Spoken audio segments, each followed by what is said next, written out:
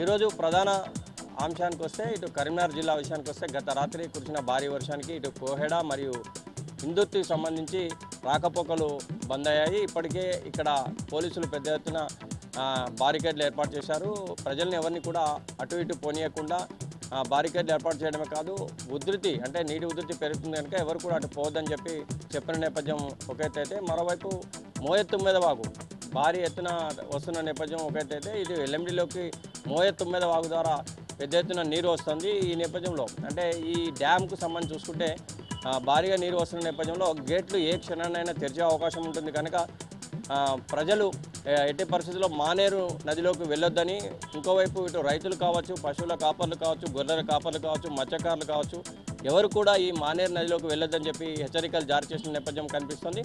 అంటే ప్రస్తుతం భారీ ఎత్తున 39 వాగు నుంచి వస్తున్న నేపథ్యంలో ఏ క్షణానైనా గేట్లు తీసే అవకాశం ఉందని చెప్పొచ్చు.